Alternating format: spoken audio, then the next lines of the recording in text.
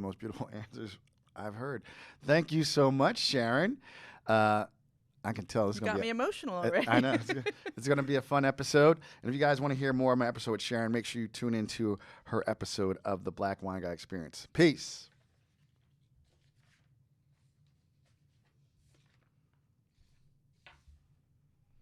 Hey, everybody. What's up? It is your boy, MJ. Welcome to the Black Wine Guy Experience. My guest today is radio and music industry powerhouse Sharon Dastur. Sharon served as Senior Vice President of Programming for the world-famous iHeartRadio's Z100 New York radio station for 20 years. She is one of 5 people that have held that position in the history of the station and the only female.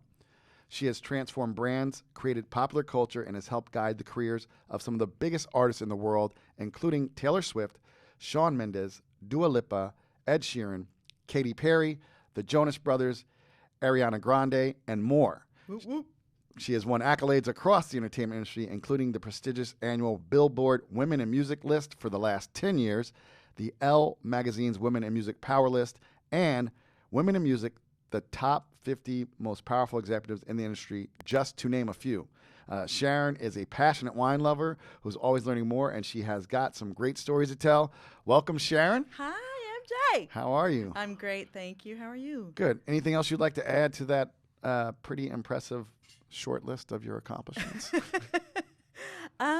Just to be clear to everyone, because I've listened to your podcast and it's so fantastic. You've had some of my idols on, that I'm not a wine professional, just a wine lover, and I'm here to have some fun. So I just wanted people to be clear. When you hear me questioning things or not understanding things, it's because I'm learning every single day. Well, you know, that's interesting you said that, because we have had 2 masters of wine on here, and they both have said they're still learning. So, you know, and I'm not, this is not the wine expert show. This is the dope as fuck, I want to drink wine with cool people show. So I'm so glad you're here. Sharon and I met through Instagram, and this is one of those things where social media works really well. Somehow, either you like something on one of my guest posts, or they liked your posts, and I went through her feed like we all do, and I was like, holy shit, she not fucking around. Look at what she drinks. Look at her food. I was like, and so I started following her, and then like so many, like 98%, 99% of the guests on the show, sent her an Instagram DM, and she was psyched to come on the show. She followed me back. She's got a little blue check, and I was all excited. She followed me back.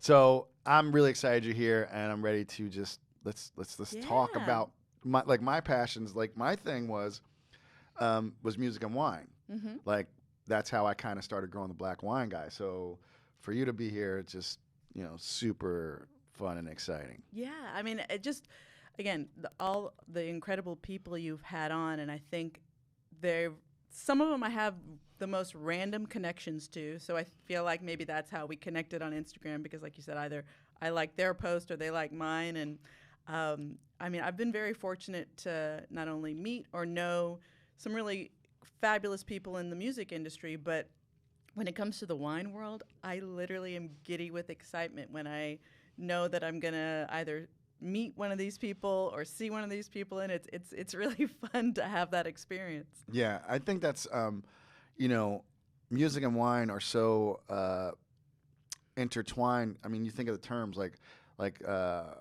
I tend to use the word harmonious instead of integrated, like a wine, because it's like a band, right? Like all music is noise, but not all noise is music, right? It has to come together and meld together. And, music and wine, what do they have in common? They bring people together. They open people's minds. They inspire different moods and celebrations. They trigger memories. Like, big time. I know that the first time you heard just about every song from your career, like remember, when they walked in your office, whether it was the demo, right? Exactly. And then like when you have a wine, like you're like you have a wine and that first bottle that really takes you somewhere, and then you go back and you try it again, and whatever it is, whatever the smell was, whatever it was quince or green, you're like, oh my God, I remember. And that's what they do. They really anchor us and trigger things for us. Or I mean, I've become obsessed with pairing. And I know we can't do that all the time, but once, I would start drinking wine and would enjoy it, and then all of a sudden someone brings you that right dish that you take a bite and then you take a sip, and it's a completely different experience. And one of your guests was kind of that first memorable experience I had of pairing something with a glass of wine and then changing the whole dynamic of it. And that was John of John and Jane, Yep. Jane and John, Jane and John, yeah. at EMP. And it was one of those experiences I'll never forget. It was so great. All right, we'll get into that experience a little bit later. Yeah. Tell us about what we're drinking this afternoon. So I brought a couple of things. I know you did. So right now we're enjoying a 2019 Sea Smoke Chardonnay. And for me, Sea Smoke just has that special connection for me from the music business to wine as one of the first ones that I really had tried at a charity event. So in the radio record world, a friend of mine started an annual event, and she's like, how do I get people together to help raise money, but it's not the normal rubber chicken and all that. She's like, I know so many people in the music business, just like Eric Jensen. Yep. Mm-hmm. He's like, the music business, they're crazy about their wine, and they are. Yeah. And so my friend started an annual event called the City of Hope, and she made it a wine dinner, and people would sponsor the tables like a typical event. And the table I was at, someone had brought Sea Smoke, and it went around, and it was one of those ones that you saw everyone's head pop up going, oh my God, what is this? What is this? Yeah. Next day at the office, we're all Googling, how do we get Sea Smoke? How do we get Sea Smoke?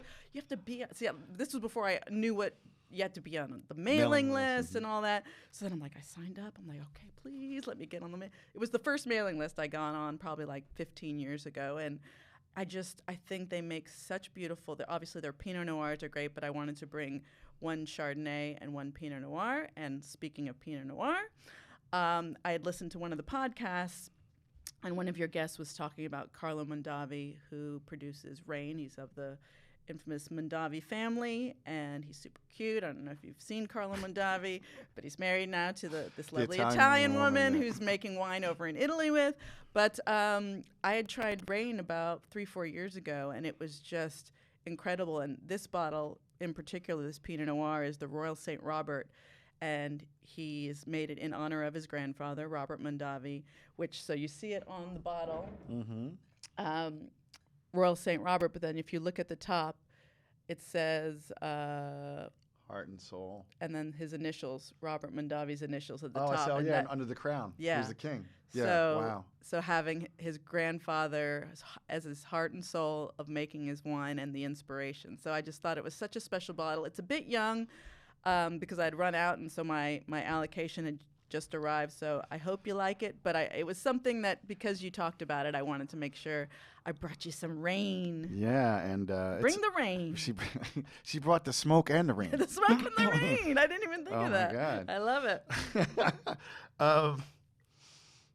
Wow, I love the thoughtfulness of the bottles. So let's start at the beginning. Okay. Where'd you grow up?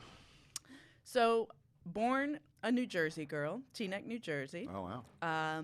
Then the first 10 years of my life in Westport, Connecticut. Okay. So technically East Coast girl, but really then my dad got transferred down to run the division down in Texas, in Houston. And so grew up in Houston. 2 older brothers. I went to the University of Texas. At Austin? At Austin. Hook 'em horns. Hook 'em horns. And, I was one of those people that, I got my business marketing degree, but I was always surrounded by music and honestly never thought of it as a career. It was a passion. And I was a band geek. I played the clarinet. I was in the University of Texas Longhorn Marching Band. So every weekend, as you can imagine, Texas football, I performed in front of 100,000 people every Saturday in the stadium around the state. So it was really fun. But, obviously playing music, growing up, I went to every concert that came to Houston. It was the Summit, which no longer exists. That's where Joel Osteen now does his services, is now the place that I grew up watching the Houston Rockets and going to every concert that would come to town. And, you know, it's fun. I know when people say, what's your favorite music? It's so fun having diverse tastes. Absolutely. Because, you know, I found like an old wallet that had old ticket stubs. And I looked at it and I thought, how cool is it that I have in here, you know, Prince, Whitney Houston, Scorpions, Van Halen, Pat Benatar, Chicago. And, you know, it was just, you love music. Yep. And that's why, you know, when we were talking earlier, I had mentioned I love Barbra Streisand because I think as a musician, I just love the purity of her voice and the range and the way she can sing and tell a story with her voice. It's, you know, it's quite rare. I mean, there are some great singers out there and a lot of great pop artists, but it's more about the music and the lyrics. And yes, there's some great vocalists, but to me, still, there's no one like Barbra. I really love what you said. It made me think of like how you said she tells a story with her voice. That's what Santana. There's lots of great guitarists, but Santana would sing with his guitar. Absolutely. You know, and it had a voice. It had a you voice. Never heard that. Like Eddie Van Halen and Santana to me. Yeah, they really.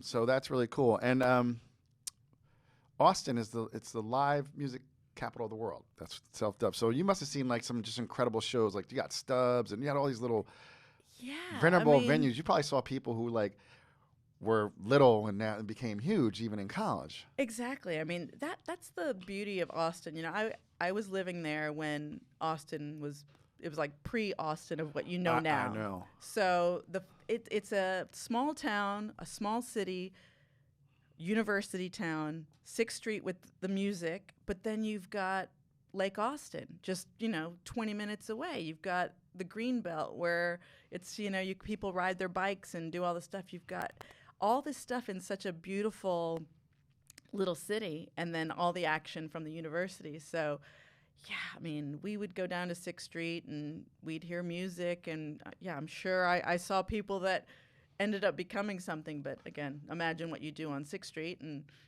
you know, the Shiner box and the, you know, whatever you did going down 6th Street. And so, you know, you don't really remember, but you just remember having a good time.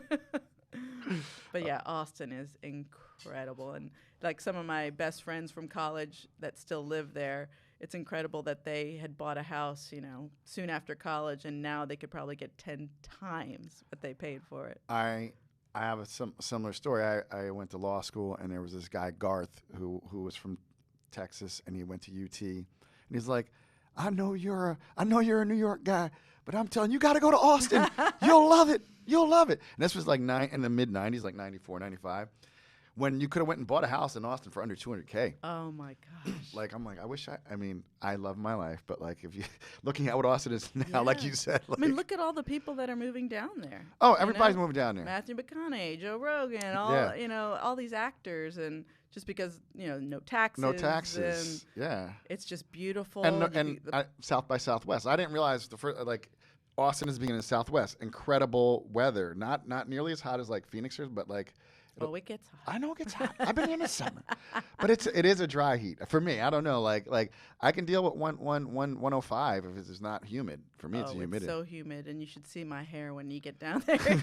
That's humid hair. Oh gosh, it's so bad. But yeah, I mean, imagine. So when I was in the band, we would wear these wool. Like a cowboy hat, band uniforms, and imagine. So if it's 100 outside on the field, it's like 110, 120. Oh yeah. So I'm surprised I never passed out, but it was very hot. Yes. What was it? I went back to the band. What was who was on the football team? Who's like a pro now? Who was there when you were there? Oh gosh. I think just because I've kept up with the team so much, I honestly don't even remember who was there. That's good for you. It's like for me, like I turn on like sports, like I watch Super Bowl. I didn't know anybody. I was like, oh, these little kids, they all like they're so young, you know. I know. Well, that's cool. Yeah. Well, I didn't go to a big school like that where people just stay fans because it's just, and you're in the band. It's like it's the culture. Yeah, I mean it's Texas culture. I mean football through and through. People always, you know, ask me, oh, why? It's so, you know, you're a girl, you're so into football. I said, you grow up in Texas. It's it's a requirement. And also having 2 older brothers, I'm the only girl and the youngest. You know, I was always competitive. I always wanted to do what my brothers did. So, you know, I played all the sports. I did as much music as I could. I did all the dance classes. I just wanted to try everything and see what I could do the best. I love that. I love that. So you said, I think you mentioned earlier that you did major in business management and marketing, right? Mm-hmm. I said right. See, I did it. Right? Right? It's punctuation in 2022. Inside joke. So when did music really begin to come into the picture? When I had 1 year left of school, I decided, okay, I've been doing all these different types of internships, tech companies, ad agencies, just trying to see what really felt right to me. And when I went back to Houston, I remember thinking, God, it would be so fun just to do a fun, you know, no stress internship. Let me call my favorite radio station and see if they're doing an intern program. And I happened to be driving by at that moment, and did I even have a car phone at the time? I guess I did. And I called and I said, are you guys hiring any interns? They said, yeah, we're going to do interviews tomorrow. I said, well, I'm actually driving by right now. Is there any way I can stop by? I did. They hired me as the intern for the summer, and I just couldn't believe that people got paid to listen to music, pick music, put on concerts, talk on the radio, and it was that life-changing moment being at that radio station, so that when I went back to Austin, I asked them to hook me up with a radio station there for another internship, did that, and then when I graduated, I had offers for different marketing jobs and regular jobs, but like I said, it's like once you see that there's this job that you can go to and you're surrounded by music and all you're doing is talking about music and what's best for the audience, I called the people that I had interned with and kept in touch with them, and that's one thing I always tell people, you know, always keep that communication, keep your foot in the door. It's all about getting the foot in the door when you're starting out, and the fact that I kept in touch with them and was friendly with them, they called and they said, you're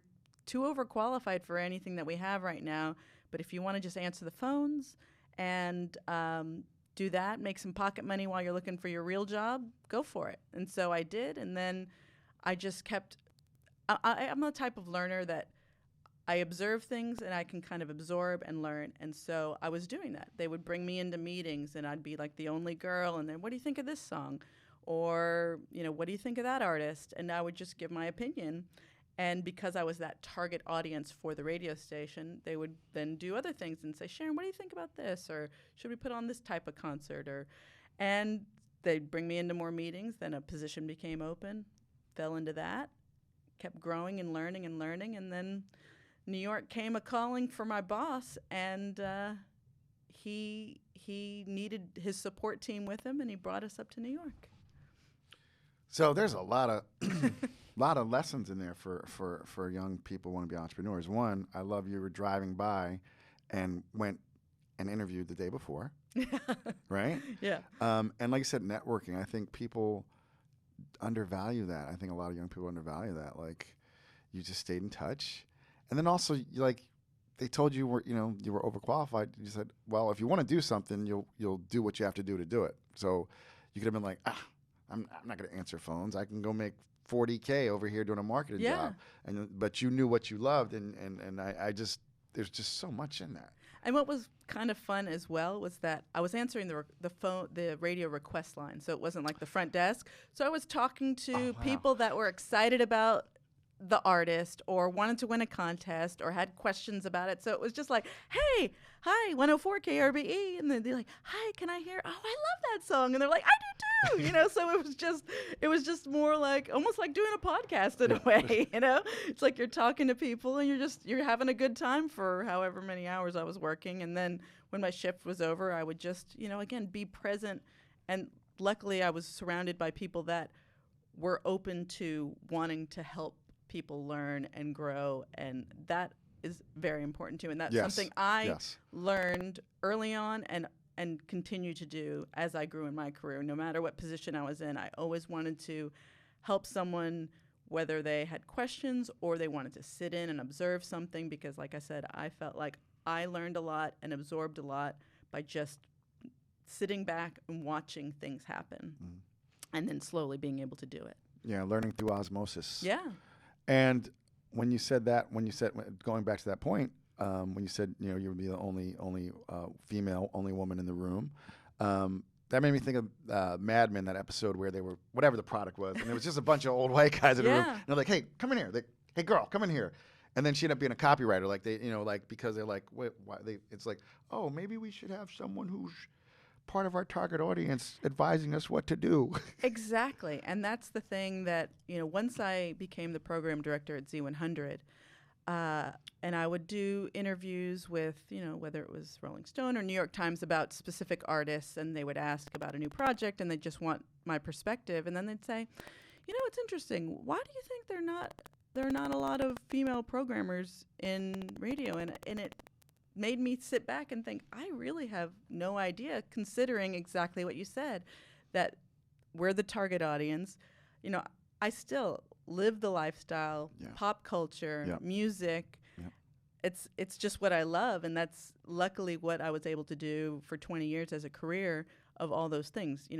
I think radio especially is just being on top of pop culture and then having an ear for music. That's something I feel like I built over the years of really understanding what the audience was looking for, or understanding music cycles, and being able to program the best station we could put together.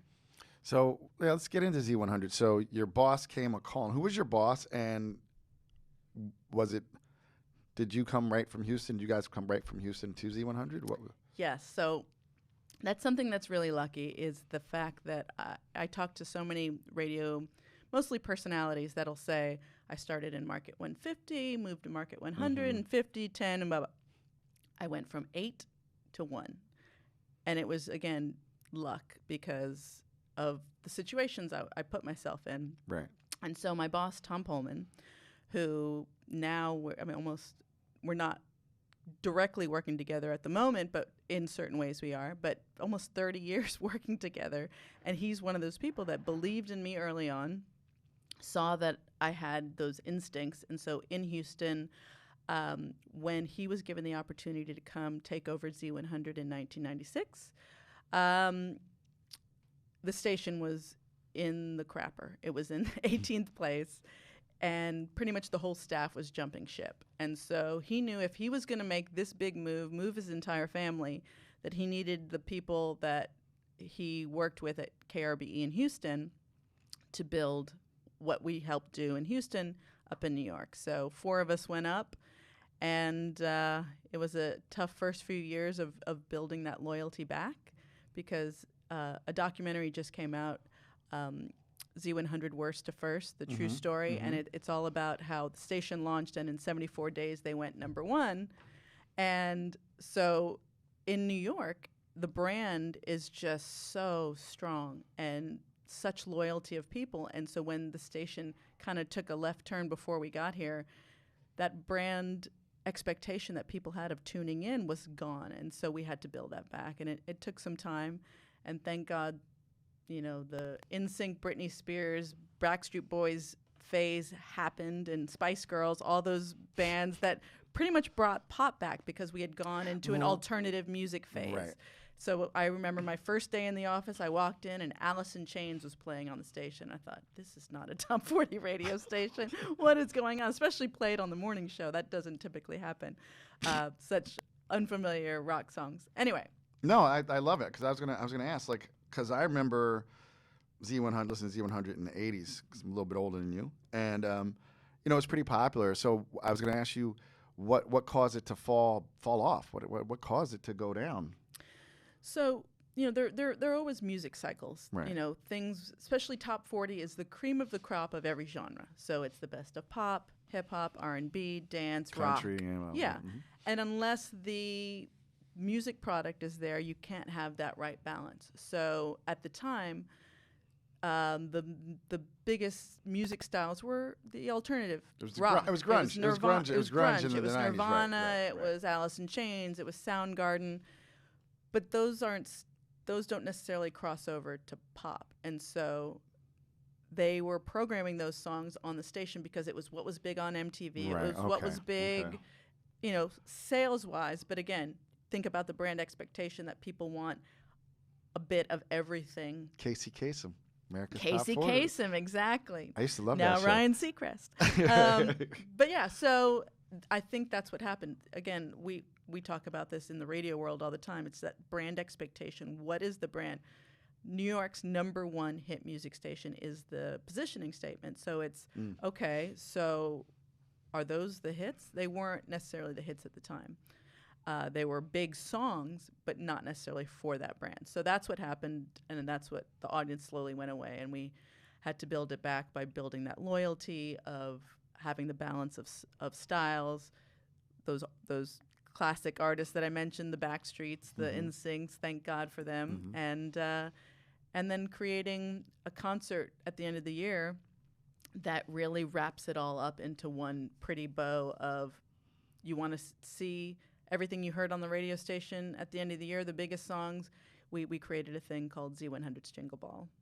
We'll talk more about that. So is it what I heard there was it kind of goes back to Video Killed the Radio Star. That was MTV, like MTV. That was the first they were really basically, you know, because before MTV, you had Christopher Cross who could sing his ass off, but he was not the most. You know, he was kind of pudgy. He wasn't fit for video. It was right, quote unquote. And so then they just started you know, molding things to fit. Exactly. You know, what was on TV. So I think you touched on it, but so you come in 18, what type of work has to be done? Like, is it just what you said, that you have to have your ear to the pulse? What was your typical day for you at the station?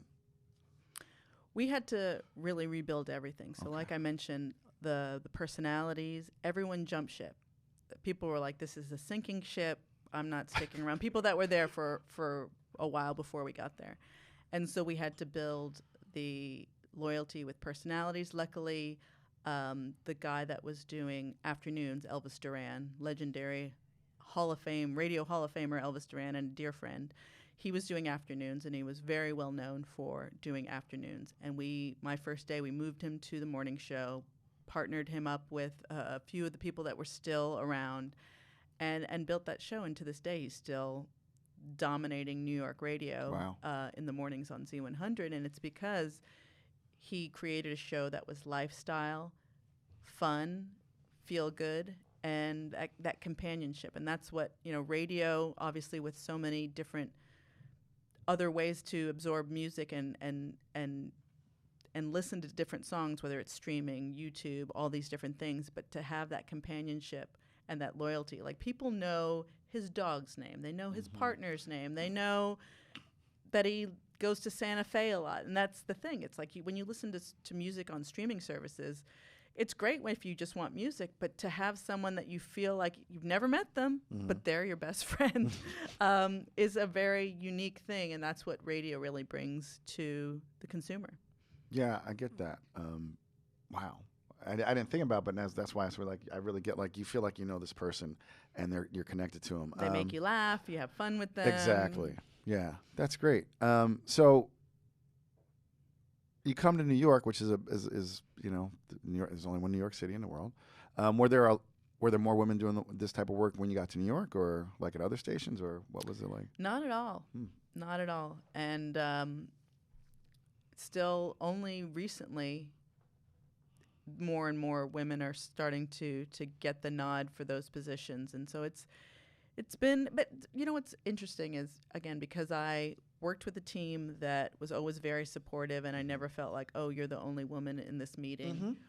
Growing up with two older brothers, you know, only girl kind of thing, it never seemed odd to me because I never was treated any differently or thought of any differently. Right. But it is a shame that there aren't more. And I think because most females that see that it is a lot of men in these positions, they don't necessarily think that it's a job for them. And they don't understand that they really could be really great at it if they kind of understood all the dynamics of what it takes. But yeah, when we got here, no, there was a great female marketing director, but not programming. Yeah, yeah. I said that people have asked me, because Black Wine Guy was because I was usually the only black person in the room. But that I mean, it didn't bother me. It wasn't like it was like I love wine, so I'm here to learn. And I just think that I want more people to find out what they want to do and then go do it. It doesn't matter what the room looks like. Then be the first person in the room, because there's always going to be a first person in the room, you know? And just like you, it's like it's living your passion. Yeah. If you're passionate about something, you just figure out a way to do it. And like I had told you with my background, I was just passionate about music. And then I realized, oh, my gosh, there's a job. I know, right? I can be passionate about music and get paid. Yeah, I forgot one of my guests was like, I could get paid to drink wine? Yeah. Oh, Brooke.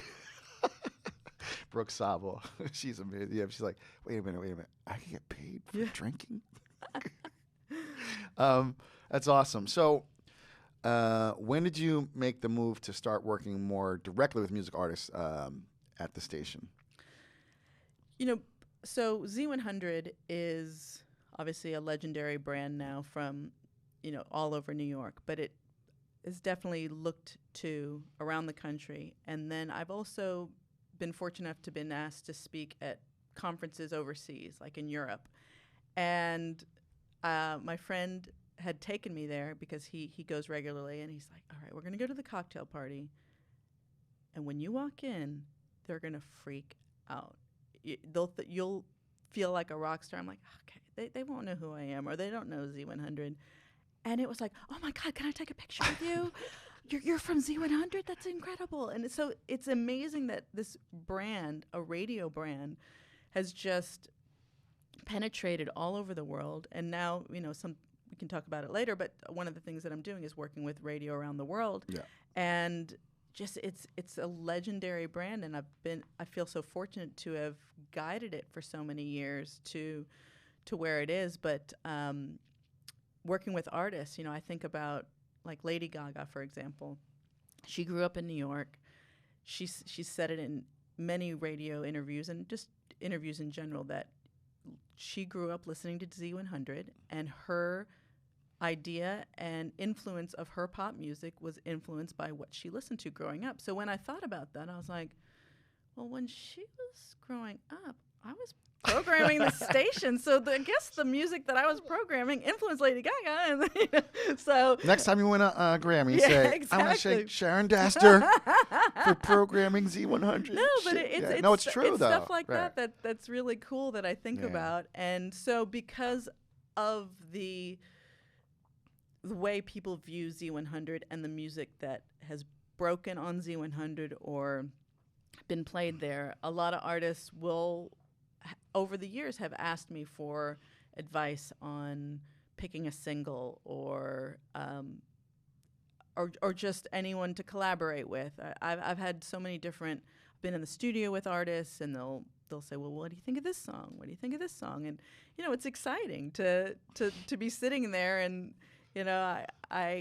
the one I'll always remember, and I've been lucky to be in the studio with a lot of artists, and it's mostly just to play the music because they want to have that cool vibe, that atmosphere of a recording studio, which is still, you walk in, it's still mouth opening. You're like, oh my God, this studio is so cool. But I was asked one time to meet this one artist, and I'll tell you her name in a minute, in the studio, because she hadn't had a big radio hit in the U.S. in a long time, and she wanted to play me the album and get my advice. So I walk in.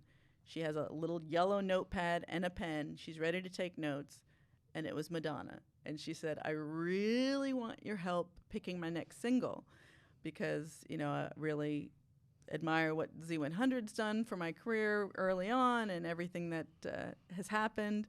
But, I really want to get back in that game. So we sat there and just listened to music. And I'm one of those people that I give my honest opinion. I won't necessarily sugarcoat it, but I do it in a way that's not offensive I know or what you mean, like insulting, So, like, I'd hear a song and I'd be like, okay, what else? Let's keep listening, you know, that kind of thing.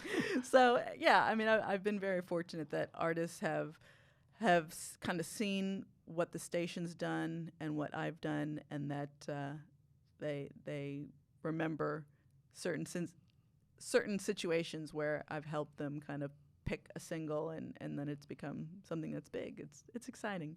So what song did you tell her to release? Well, unfortunately, there wasn't anything that I pinpointed, and she was still working on the album, and then it ended up leaking. So it came out as is, unfortunately. So that whole thing just didn't even, nothing ever came of it because it leaked and it was out there, and so there was nothing she could do about changing it. So this is such a fun show. Favorite Madonna song? Like a Prayer. I just love when that gospel choir kicks in. That's a good one. Yeah. Yeah, the early Madonna was so good. So good. You know, basically it was freestyle music. It was the white girl from Detroit doing freestyle music. Exactly. But I really like Secret. That just the riff in the beginning, and then and I want to say that's one of my favorites.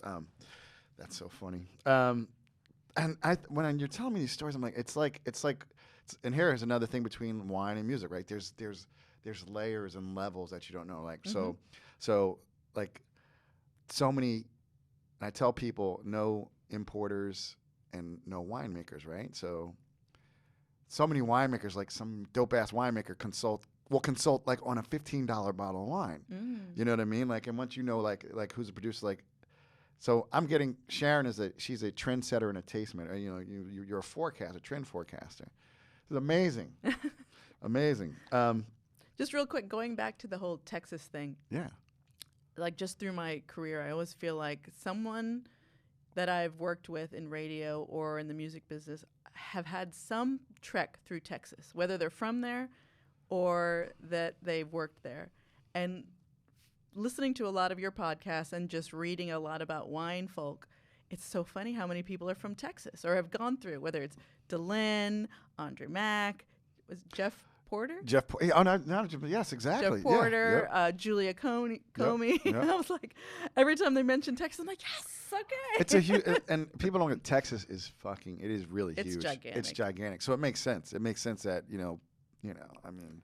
But anyone from Texas, if you're from Texas and you see another Texan, it's like an instant bond. You're like, oh yeah, you understand, you get it, you know it. But I love that so many wine folks have that Texas connection, or cool. Have that loyalty to Texas. I didn't even think about it. So I was like, yeah, and oh my god, Texom, big event. Like everybody goes down there for Texom. They have a huge event. I don't know about that. Oh yeah, it's I just really kind of found because I drifted away from the industry, but yeah, it's a big sommelier. So tasting. annual. Oh, how cool. Yeah, and everybody was there. I mean, everybody just name was there. So it's really cool. So you told the Madonna story. What other? You have any other stories that stand out? Because I know we said you work with Ed Sheeran, Taylor Swift, Katy Perry. So with Ed, I mean, Ed is one of the.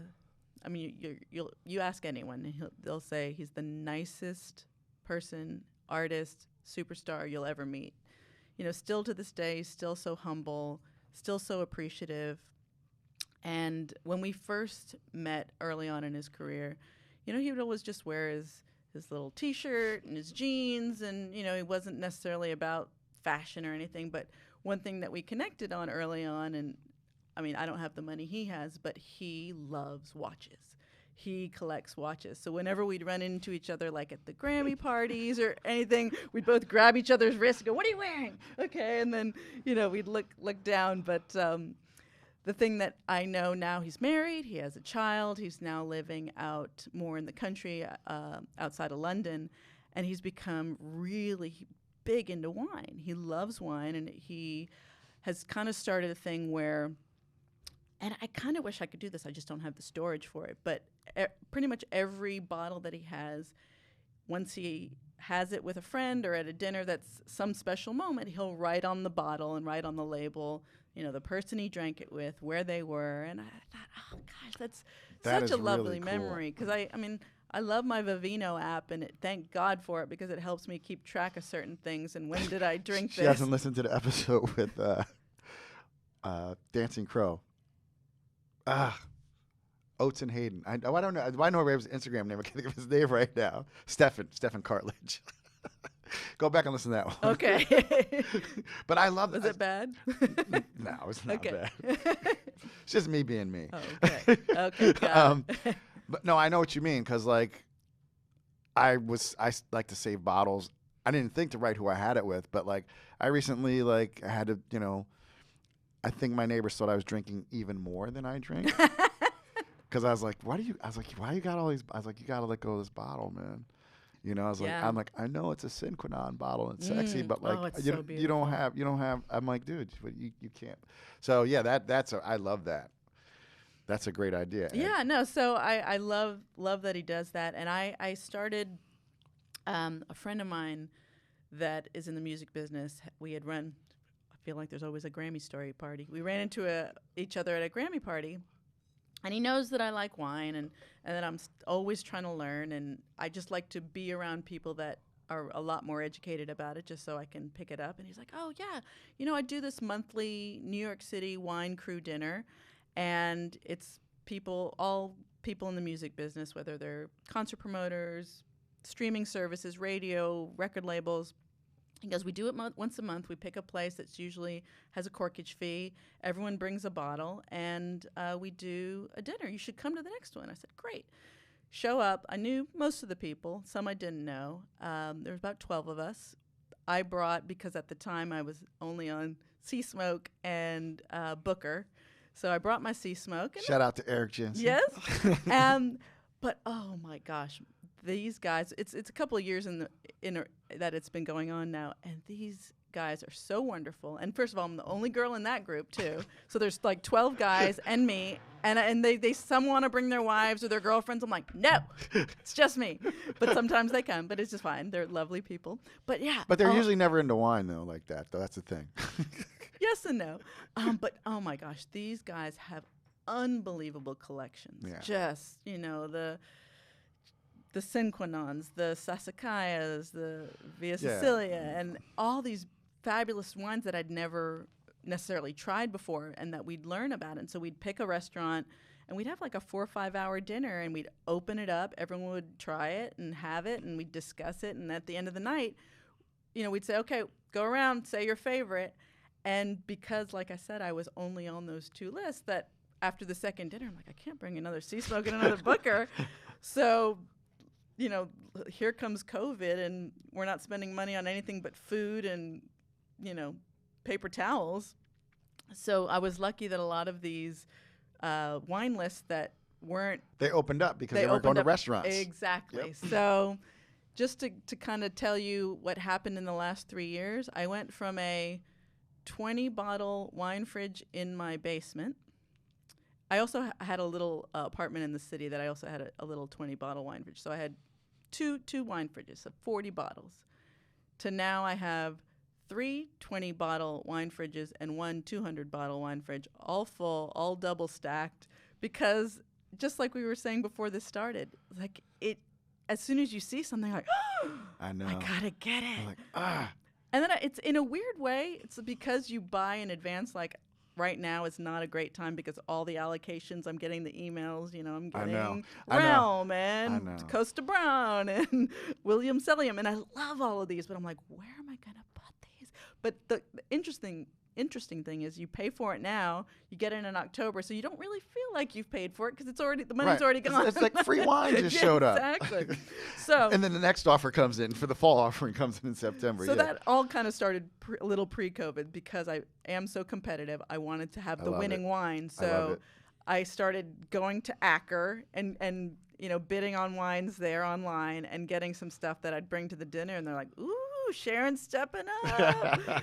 So like, you know, Lynch Bog and all this stuff I would get. And then I think the last 3 in-person dinners, I feel like I won best wine. Okay, so it was exciting. I love my New York City Wine Crew. They're unfortunately doing the next one, and I'll be out of town, but they're doing, I think you mentioned this with somebody, the Peking Duck House. Yeah. Oh, I was gonna tell you. Yeah, BYO. You're welcome to come. You're gonna come to Woo's with me one night. Yes. It gets really stupid. Okay. So amazing. So a little while ago, you mentioned the Jingle Ball. Mm-hmm. Is that your concept? How'd that come into place, and what was that like to pull that off? So it was, a lot of radio stations do concerts because the idea about doing a concert is, it's the highlights of the music you play on the radio station, and to hopefully, hold on, let's take a little step. Go. See, she's for real. So they had been, before we got to New York, they were doing a Jingle Ball, but it wasn't like a well-branded event. They were just having the annual concert at Christmas. We decided, let's put together a show of the biggest hits that were being played on the station that year. And it slowly started just becoming this brand on its own. Even without Z100, people's like, Jingle Ball, Jingle Ball. We're like, okay, let's make sure it's branded with Z100 so people know that this is the concert. And every year, you start to book a show like March or April of that year. And so it's kind of predicting the future, almost in a weird way like wine. Like if you know early on, is it going to be good in the future? Like, how was the rainfall and what's exactly right. And so that was such a pleasure, a joy, a challenge of hearing music early on or an artist and saying, okay, by December, the audience is still going to go nuts when they get on stage.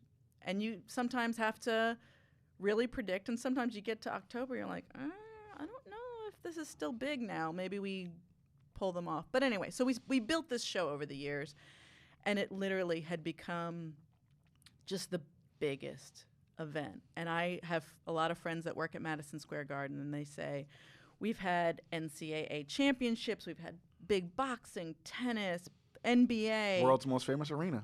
The biggest events, the hardest ticket to get is Z100's Jingle Ball. Wow. Because it sells out so quickly. And, I was at a charity event for Rosie O'Donnell's theater kids, and a friend of mine was doing the auction, and they were auctioning off just a pair of tickets. It wasn't just front row or anything, a good pair of tickets. And these two women were, kept raising their hand. All right, $5,000, $10,000, $20,000, $30,000, $40,000, $75,000 for a pair of tickets to this concert. And so my friend turned to me and said, "Can we get another pair?" And so he's like, "If both of you pay $75,000, I can get you both tickets." And they did it. So to think $150 for 4 tickets to this concert because the kids ask for it for Christmas, like they save their money all year, and it's just been such one of the biggest accomplishments of my life is just being in that arena, and I love watching the audience react to the way we do it, because we ask them the artists to play their biggest songs. Of course. And sometimes they'll want to throw in the new song, and it's some negotiation, but it's like they're not here to see your new song. They want to see the biggest songs. But yeah, and literally during the video countdown, pyrotechnics go off. It is a scream fest from 6:30 to 10:30 nonstop. And because we learned as the years went on of using this rotating stage, that as one band was playing on one side, the other side was being set up for the next band. So as soon as that one was done, someone would make a quick announcement, the stage was rotating, and boom. You didn't have time to go to the bathroom. You didn't have time to go get a drink because it was nonstop and you didn't want to miss anything. And so, we every year we'd learn and learn and learn and make it better and better and better. And it's just, it's exciting to be in that arena when it happens. Oh, my God. I can just only imagine. I think it's a good time for us to take a quick break, and we'll be back with some more of Sharon Dastur. Dastur. See, I did. Dastur. I'm changing my name. Okay, we're back. And during the break, we poured the red. Yes, the 2020 Raen Sonoma Coast Royal St. Robert. And again, I know it's young, but I had to bring it. I wanted you to experience the rain with me. Yeah. Experience the rain. Yeah. Tell me, baby, can you stand the rain? So yeah, very Sonoma Coast, but I get really crunchy, like pomegranate. It's pomegranate and cranberry, but it has that pine needle thing you get on Yeah. Sonoma Coast. It's delicious now. Sure, if we had 4 hour, 5 hours drink, it would open even more. Definitely. A few more years, but I think overused a little bit, but more Burgundian. Like it's not that Definitely. that big, really ripe California style, which I enjoy, but like this definitely is an elegance and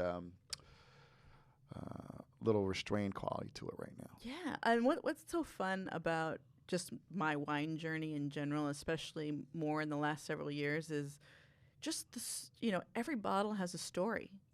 Every producer, there's always something cool, and I've been trying to educate myself as much as possible, and especially these guys. I know Carlo and his brother Dante. They had lived over in Burgundy for a while, and they worked there and trained there, and had come over. And one of my favorite stories that he told on I think on Som TV, that I loved this idea, and this is what kind of, I'm going to bounce back and forth here and there, but between Dottie and John with Open That Bottle Night, it opened my mind to, okay, yes, you spend a lot of money on wine, but okay, what is the purpose? You want to enjoy it. You want to enjoy it with people you care about and have a good story, of enjoying the wine. So Dante tells a story about when he was growing up, and it was a dinner at Robert Mondavi's house, his grandfather, and he's like, Dante, go down to the cellar and grab something for us to drink. He said he was like 19 years old. Goes down there, grabs like the current vintage of Robert Mondavi, comes up and says, Grandfather, how about this? He's like, go back and get something with a little age. So he goes down there, sees a 1924 Chateau Margaux, and just as a joke, he's like, I'm going to bring this up and see what Grandfather says. And so he brings it up. He's like, great, let's open it. And that just goes to show you, it's like, no matter the bottles you're saving, like Open That Bottle Night, it's like, open it, enjoy it, and appreciate it. And it's so funny that, so stories like this, I've been I've been reading or listening to podcasts or watching certain things, and I now have this, roller bag suitcase for wine. I saw that, and you went away for the weekend. Yeah, and so, ever since COVID, I have my pod of people. My main group is my Savannah 7, my friends that we went to Savannah together, and ever since we're attached at the hip. Oh, I love that. And so some live in the Hudson Valley, some have a place in the Hamptons, and so whenever, it's so funny, I feel like Santa, whenever they see me drive in the driveway, open the trunk, and bring the rolly bag out, they're like, yes, she brought the bag. And so it's so fun when they'll make a beautiful dinner. Usually I ask in advance what we're making or cooking together, because I like to try to bring something that goes really well with it. And then they'll stop down, Sharon, tell us about this wine. And I love that they look at me like I know what I'm talking about. I'm just reading and trying to educate myself, but it's so fun. That's what everybody's doing. But it's so fun, and I love that they get so excited about my rolly bag, and they love my stories. But then my favorite is, even at Thanksgiving, I'd gone to a friend's house, and I brought a William Sellium Zinfandel that I hadn't tried before, but I had read up about it, and they said, it'd be lovely with turkey. And the table freaked out. And my one friend, who doesn't drink that much, he kept asking for more. And it was like such an accomplishment that I brought a bottle that not only they liked, but that I turned someone on to something that, he's not a big wine drinker. He drinks maybe a glass, but he's like, Sharon, can I get some more? I'm like, yes. It's my favorite thing. I'm obsessed with wine. I just love it. I love it. And like we said at the beginning, the fact that no matter how long you're in the business or have it as a passion, you're always learning. And that's in life for me.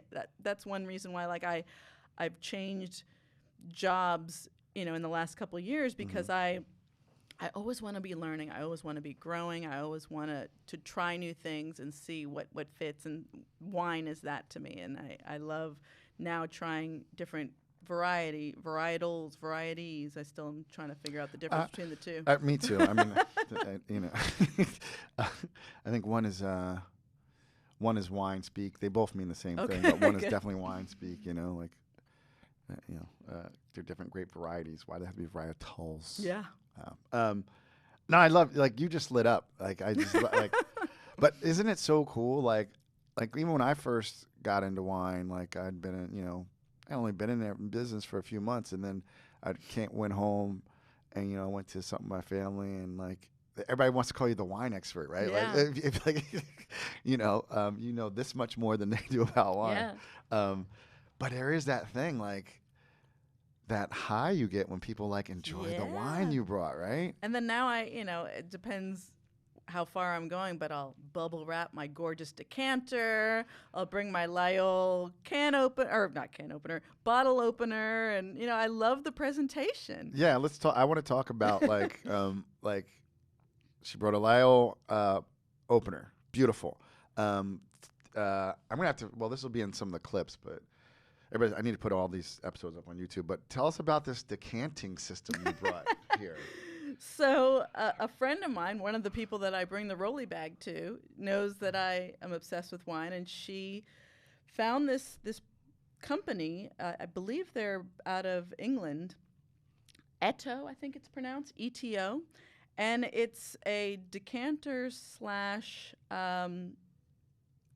wine storage, basically. So you put it in, and there's like a little ball in here, so the wine runs over the ball as it goes into the bottom. But then when we're done, if we don't finish this bottle, you push this stopper down so it takes out all the air, and then you can store it in the fridge, they say, for like 2-3 weeks, and the wine now has no air going into it. So that stopper. That is. And it's gorgeous. Look at it. It's beautiful. No, it makes. I mean, it's a really. It's such a. It's easy sexy, thing. but wine is sexy like that. Like when you really get into it, the gadgets, like the corkscrew, like this thing. You've seen some of the Rita like swan decanters, like. Oh, I've got that. She's got the toys. Was there any wine in your life growing up? Did your parents drink wine at all?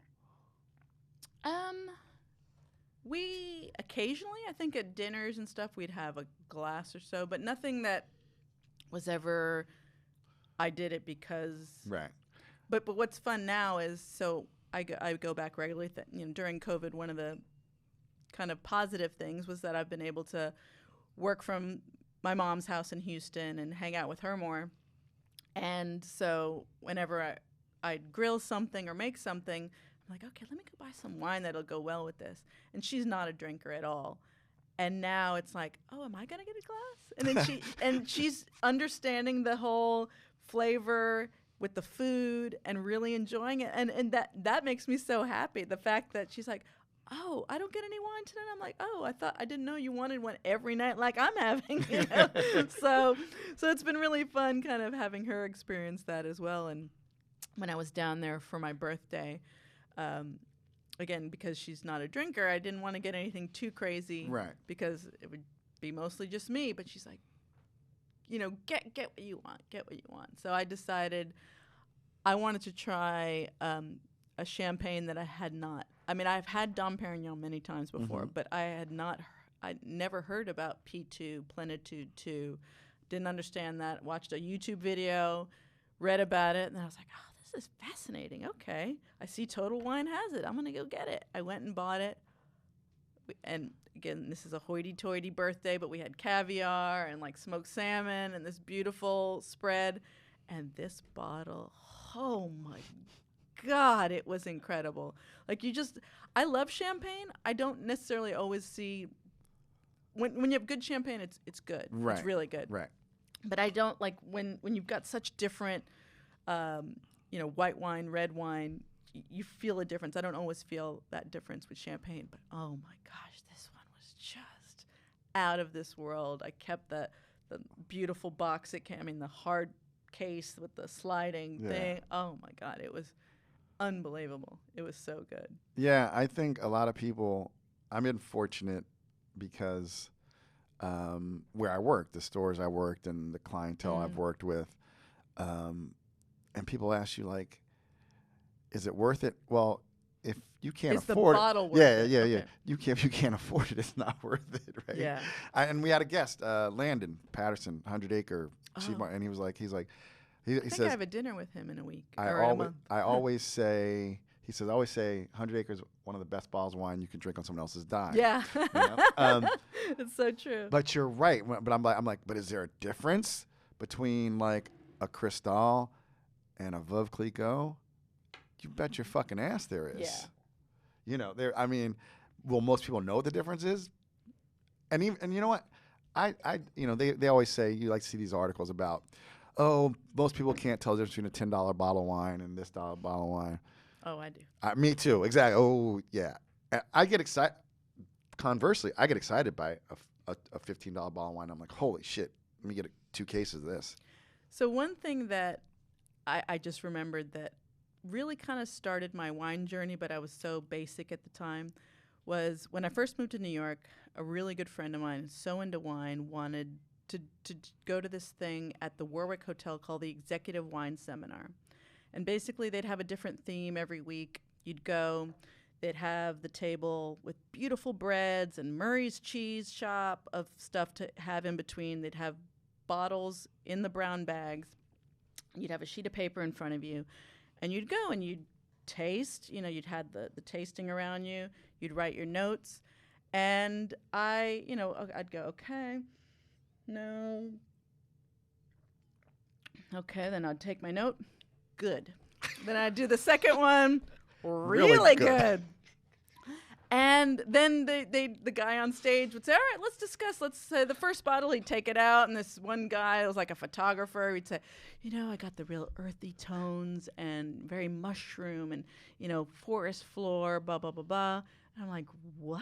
Where is he getting all of that? But it was fascinating that they were doing that. And I remember hearing, I'm going to get his name wrong, but Sabados Sagaria. He's a master sommelier that I think he went to Cornell, and he had told a story that while he was going through, I think, the hotel program, that he did a wine course up there. And I guess when he was doing it, it's just like they were tasting DRC and all these things. And he told the story just like mine, where he goes, I had no idea. I'd take a sip. Good. This one, not so good. I like it. I like it. Very good. So the fact that he's like one of the biggest master sommeliers now, that wine he started, is good. Yeah. But those are your beginning notes. Totally. People don't get like everybody who's been wine, they didn't know when, with the exception of Brooke Sobel, who's getting some, like she tells a story. She was in there's a school of hospitality at this university in Wisconsin, and that's really good. And she was taking a beginning class, like you said, but she was getting notes. Like she's someone who had a gifted palate, and that's when the professor said, "Hey, and she said this was a very funny story. She said, and I was I took it with my roommate because it was like on a Thursday night, and like they could get an early start on drinking. That's why she took the class. And she said she thought she was going to get in trouble because she was finishing her roommate's glasses. Oh my god! And he's like, hey, you gave some good notes. Do you know wine? She's like, no, it's the first thing. So, wow. But most of us, like you said, it's like, it's good. When I started selling wine at Acker, literally they were like, okay, I would go to tastings, but they're like, just walk around the store and read the back of the bottle, right? So then I'd be like, this one tastes like black cherry with a touch of oak. And people are like, oh, okay, I like that. Like literally I was just saying it was on the back of the bottle. Yeah. Well, what was interesting about that executive wine seminar that I went to, the thing that I did learn, the biggest takeaway I had was once they took us through what the bottles were, I noticed that sometimes the least expensive one was my favorite. Mm-hmm. And that's the thing that I always tell my friends. I'm like, yes, I may spend a lot on wine because I know I really like it, but you can get some great bottles, and that's what I want to kind of educate myself on more. Like I had eaten at 1 White Street. Yep. And Audrey Frick, love her, who we all love. I had met her at Goodman's Bar originally, and she was telling us when I was with my friends about 1 White Street, and then finally when it opened, we communicated on Instagram, and I was like, I gotta come. She's like, let me know, and I'll. So had dinner there, and she had poured some wine, and it was from John and Jane, all the Australian stuff that they, and that's one, like, now I'm on a mission to really experience Australian wines, understand them, and they're very affordable, but like just beautiful and delicious. And I want to, I feel like I'm constantly changing the location of what I want to focus on, like too. South Africa or Australia, and it's fun. And before COVID, I never drank at home alone, because being in the music business, you're at shows all the time, you've got dinners all the time, you're out all the time, you're having drinks. And so it's like, why would I drink at home? So I kept compiling stuff. And then when I was just isolated by myself, I was like, okay, well, got to start cracking these things open and really experiencing. So I had kind of an education over the last 2 years of opening stuff. Thank God for things like this, Ito, because then, a bottle would last, a week and a half, because I, didn't want to go crazy. And, you want to taste more wine, so you put that in one, and I'm like, I'm going to drink this one. And there was something you said. Everything you said is just beautiful.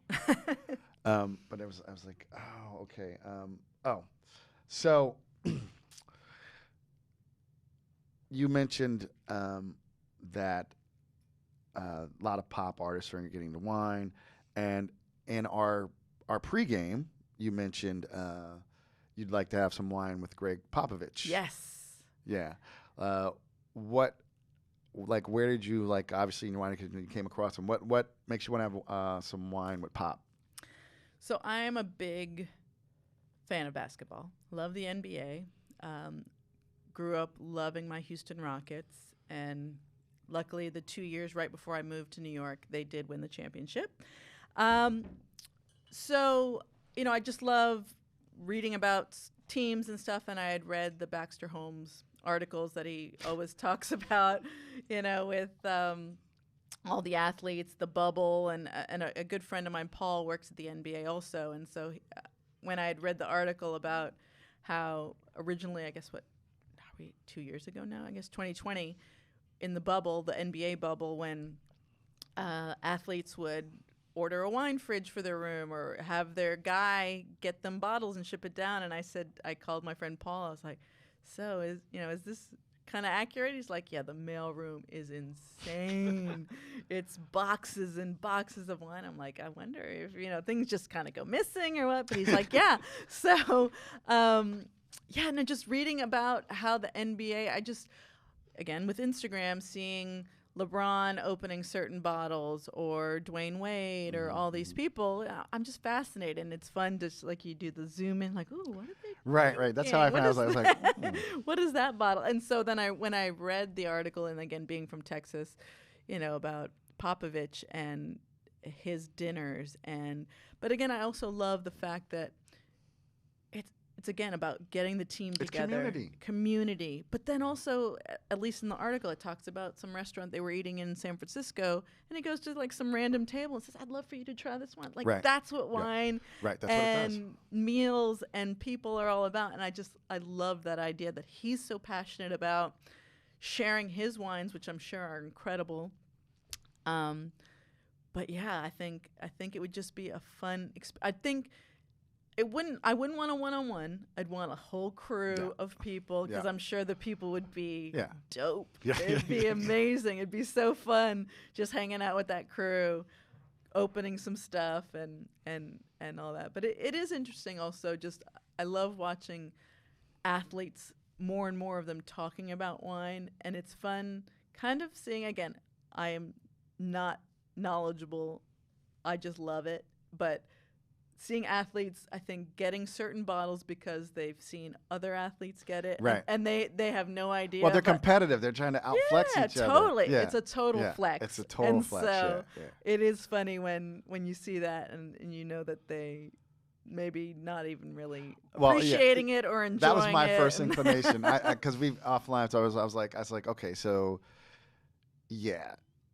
NBA players drinking wine is not necessarily making wine more inclusive because it's a wealth product and they're wealthy, right? Like, and they don't. And I love you guys. I had JJ on, but like, it's not like they started on that like $5 bottle. It was not like this super long journey. It was like, I went out to dinner. There was this shit called Chateau Latour. It was amazing. Now I buy First Gross. You know, and that's all good because I think it opens up other people to it. That's what it was. So you said how you were in the entertainment business and you're a program director. Mm-hmm. You obviously have a corporate account, you have a black card, gold card, whatever. You ate out a lot. When we were talking before this show, you used to hang out at EMP a lot. Mm-hmm. And that's how you met Jane and John. So share some of your EMP stories. Oh my gosh. Because I think you basically said that was like your home bar. Okay. I know it sounds weird, but literally EMP pre-remodeling was my Cheers. I would walk in and basically I had the bar was this long end and then the short end. I loved that corner spot. And I kept like a little account in my phone of all the people that worked there that were I met so many incredible people. I heard so many incredible stories. I learned so much about wine, about spirits, about hospitality. Yep. Like I would leave there and I just, you felt fantastic. And I would go there either sometimes by myself, which I don't do often, but I would bring friends there. We'd sit, I'd go, let's just have a drink. And we would be there for 2 hours just having like 2 drinks because we were talking to the people, and because it was EMP, a lot of the people at the bar were people from out of town that couldn't get a reservation but wanted the experience. So some guy from Japan, and he was like this big banker, and like we'd hear these stories, and it was so fun.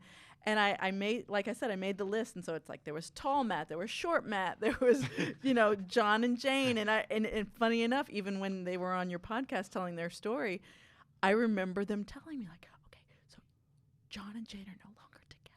Oh, yeah, I know. Like, I would get all the gossip, too, because it was my Cheers. And so I would go there, and I would sometimes get a little snack of something to eat or just have a cocktail, sometimes wine. And so when I was having dinner at the bar with a friend of mine, I had gotten this poached lobster dish, and I was like, what? I would love to get, like, a beautiful glass of wine to go with it.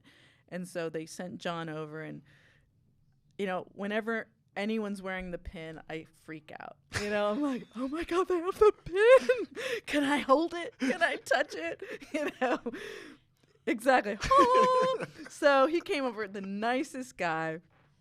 And I said, John, I would love for you to suggest something that would be beautiful with this poached lobster. And so he's like, do you trust me? I'm like, I just met you, but I do. You've got the pin. Because you got the pin. So he's like, I'll be right back. He comes back, puts a glass in front of me. He's like, okay, take a bite of your lobster. Boom. Take a sip. And like I said, it exploded into my mouth in the most beautiful way. And I said, tell me what it is. I don't remember the producer, but it was Chablis.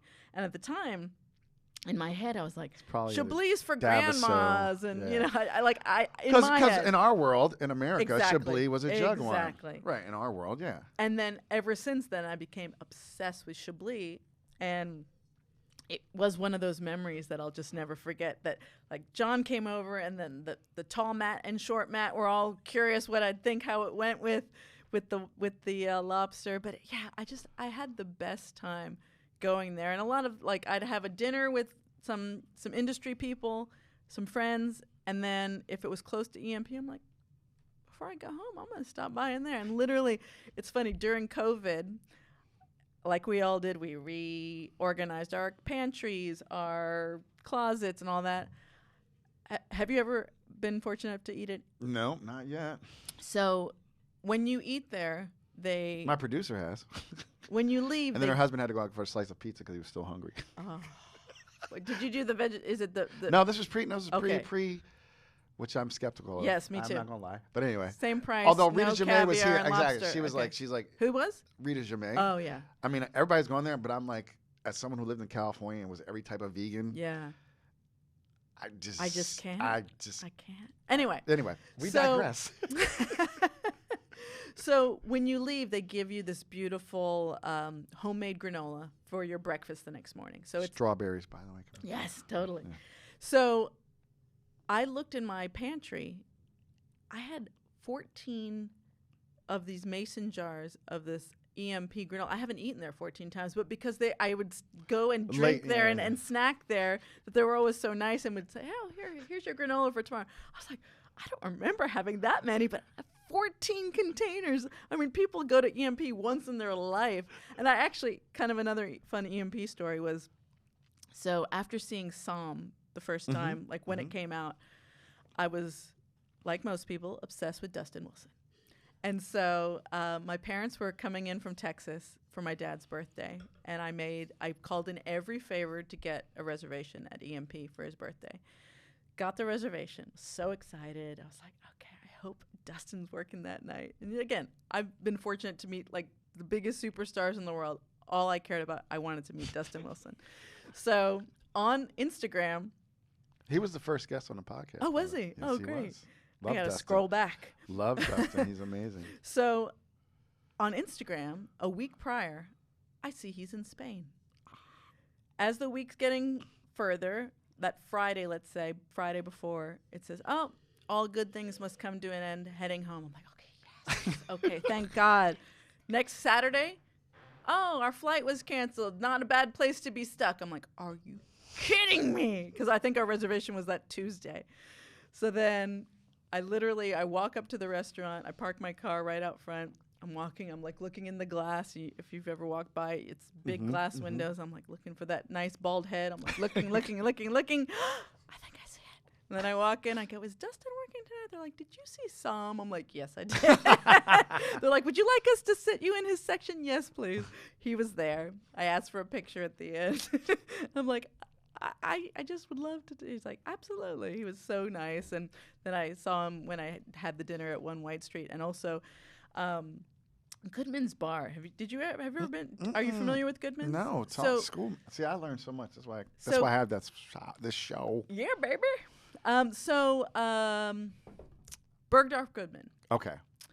You've got the men's side and the women's side. Okay.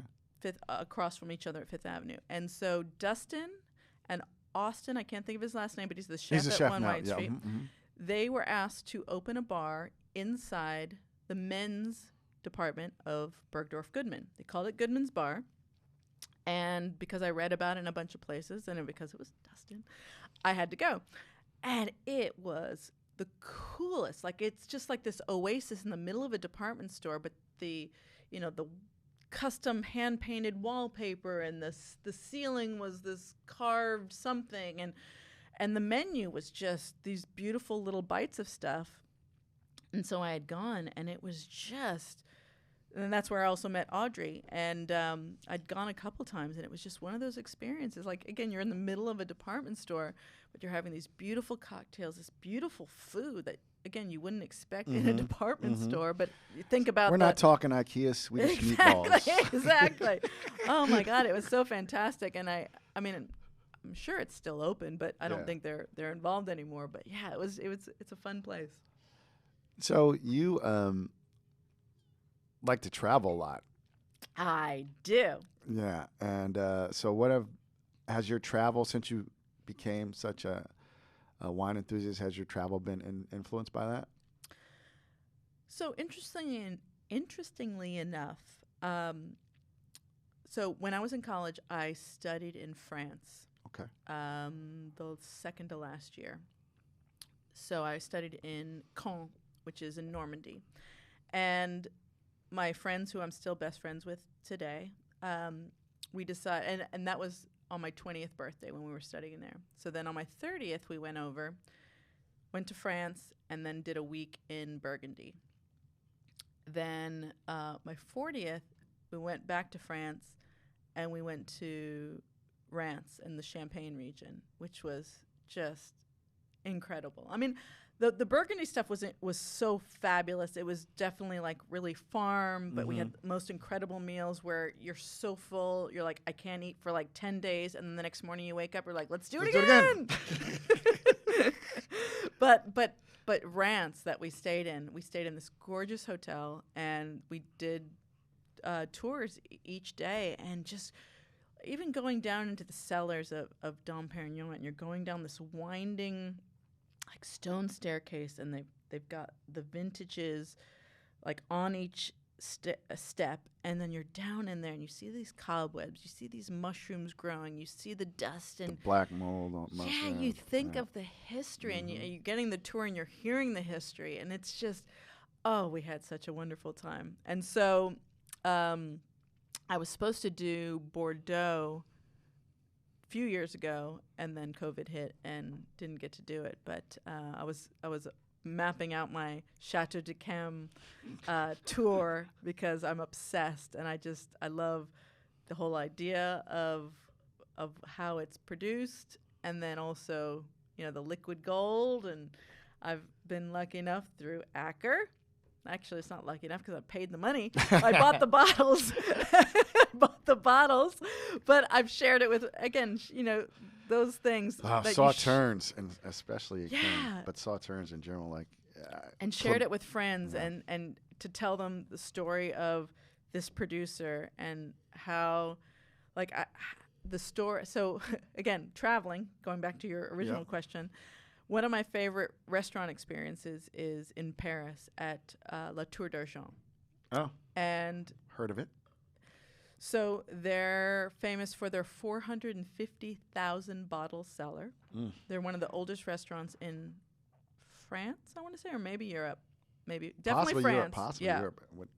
Possibly. And so, like, this story is so amazing and heartbreaking at the same time. So one of the original sommeliers, not original, one of the sommeliers from La Tour d'Argent bought a bottle of Chateau de Cam, I want to say it was the most paid ever for a white wine.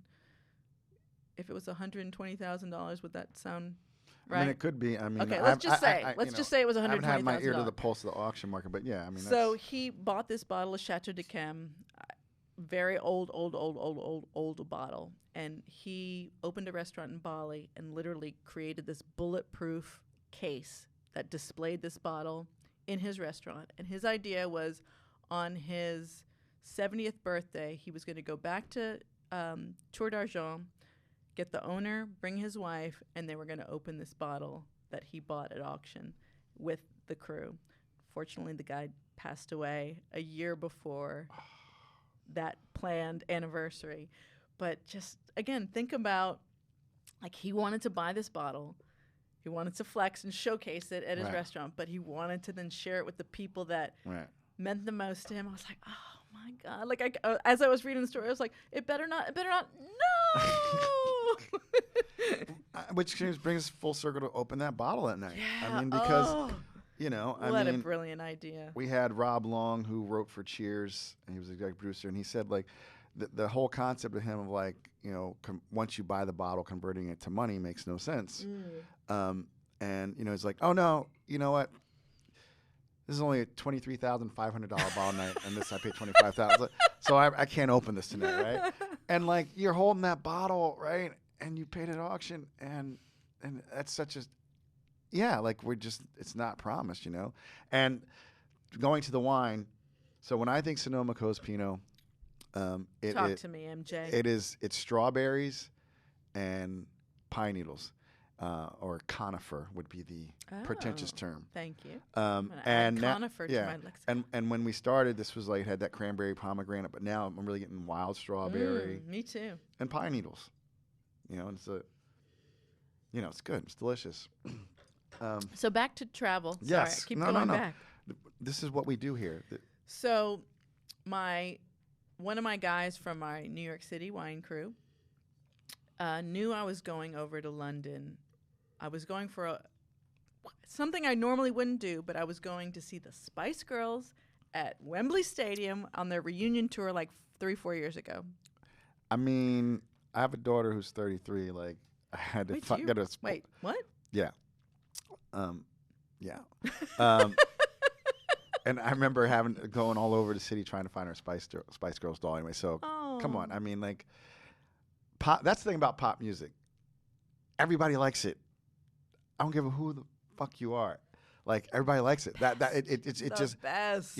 So tell me what you want. So I mean, the Spice Girls at Wembley, 25th. I mean, come on.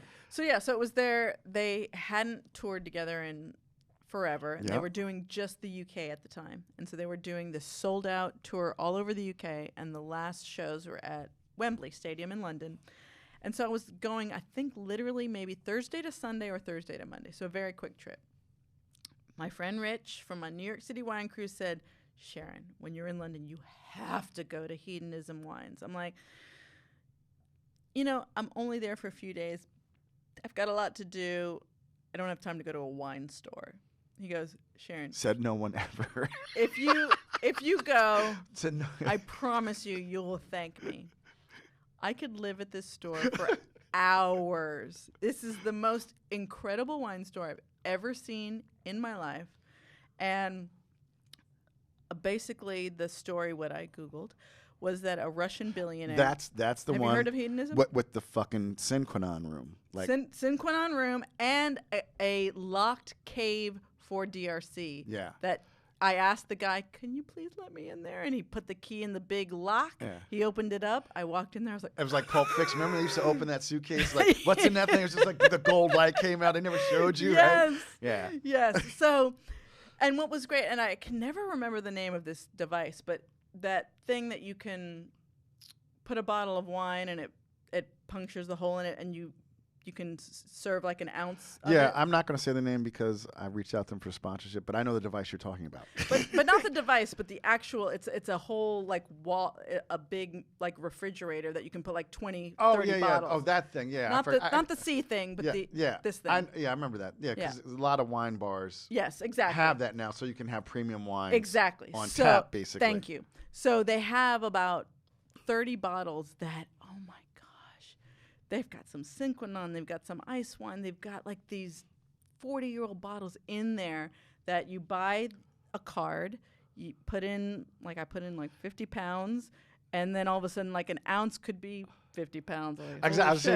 Some were 10, some were 5, some were 2, and then I Right. was like, I gotta try that one. But anyway, so it had the wall, it had the Sinquanon room and it was beautifully decorated. Like they have these little like ceramic hands coming out of the wall with bottles displayed on it. And then the case, So I ended up going, and then also like from the roof, there's like thousands of wine glasses displayed and hung, so it looks like a chandelier. It's just the greatest store ever invented. So love that store. Then when I Googled more, found that they also have a restaurant down the street that their wine list is the store. So anything you'd ever want, they'd run down and get it.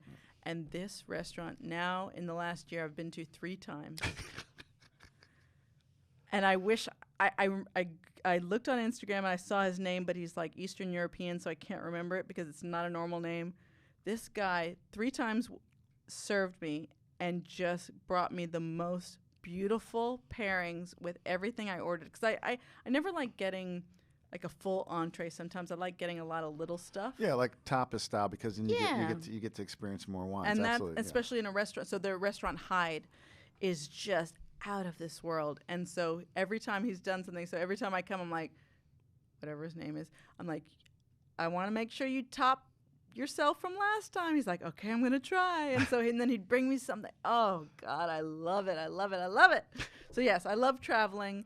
I love experiencing. Another great restaurant that I had gone to in Paris was Spring.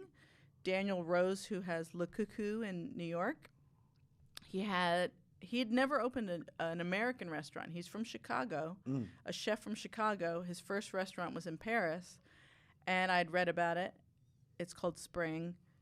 I couldn't get a reservation the first few trips I'd taken. Finally, I got a reservation, and I went, and I did and it was just, it's like a very rustic restaurant, but the food was fantastic, and the sommelier was doing a pairing, and I was with my family, and no one else was doing a pairing. I was like, I gotta do the pairing.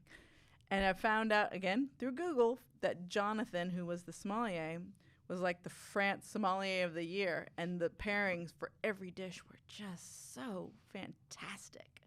So just food and wine, I just love experiencing it. I mean, even if it was in a dive bar, like I'm all about just the experience and having that memory, and it could be EMP, it could be, Joe Schmo's dive bar. I love those experiences. Yeah, yeah. Oh my God, that's so fucking cool. Let's we're coming up on the time. Now No. I know.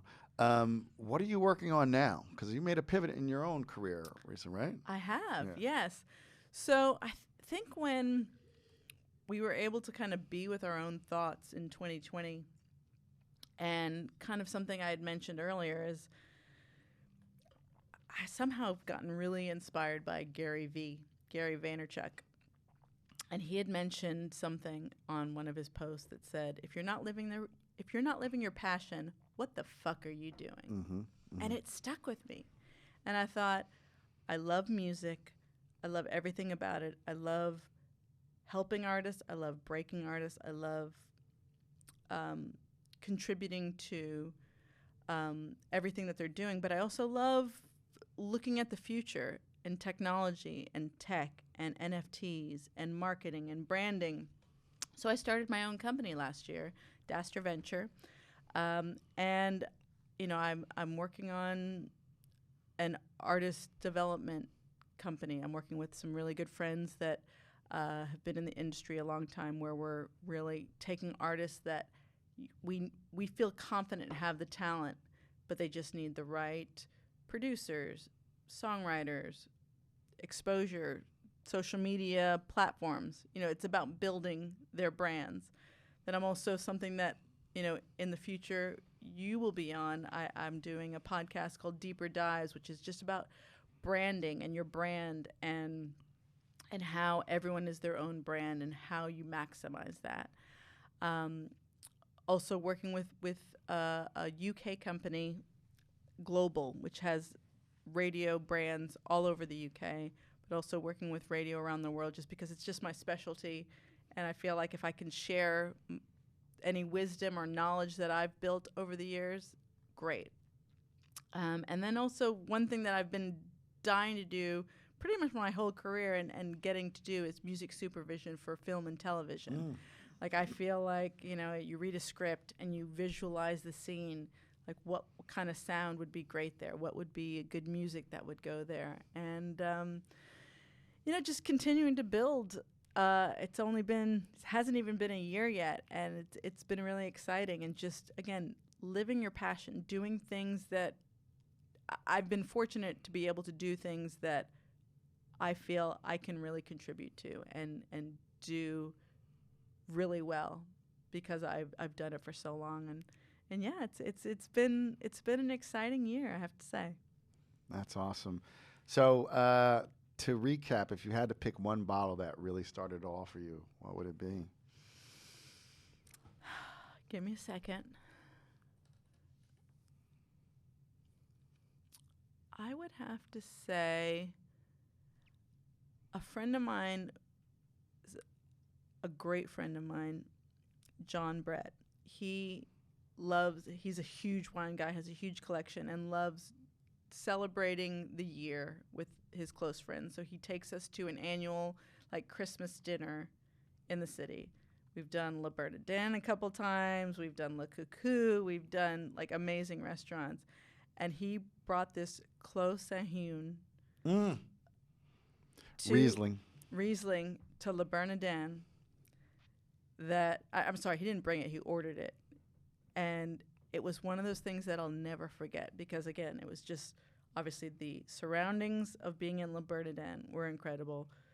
The beautiful fish presentation, every single dish, and then this bottle was just one of those things you just never forget. And it was amazing. And that's probably the bottle that I would say. Oh my God. Love it. Love it. Love it. Love it. Sharon. Do we have to go? You can come back anytime. Okay. Plus, we're gonna go to Woo's. We're gonna do some dinner stuff there. Excellent. Yeah. Gotta get you a Riesling study as well. Yeah. For sure. Sharon, thank you so much for taking time out of your busy schedule to come here and be with me and share these amazing wines and the stories and just your presence. We're so thankful. Sharon Dastur, real boss babe, real life boss babe. All right. I had the best time. Thank you so much. Tell people where they can find you, how they can be a part of what you're doing. I'd say Instagram at Sharon Dastur, Dastur. And actually, best fucking wine Instagram name. Oh yeah. Shout that out. Like for all you, everybody's like in wine. She's got. Listen when you hear this. The Grape Graham. Boom. Shout out to my girl Brittany Greenbaum who came up with that name. But yeah, when you go to dinner, you always take a picture of the bottle. I have so many of them on my phone. They're like, you should start your own Instagram. Brittany, the Grape Graham. Check it out. The Grape Graham. There you go, everybody. And for all you guys who have been listening since the beginning, for all you guys who are new, please don't forget to check out the show notes for each episode. That's where you find the info in the wine we drink, links to the cool things we discussed in the show. You'll also find her links, so make sure you check that out. Everybody, until the next time, it's your boy MJ. This is to the Mavericks, the philosophers, the deep thinkers, the wine thinkers, the wine thinkers, and the wine drinkers. It's your boy MJ. Peace. Peace.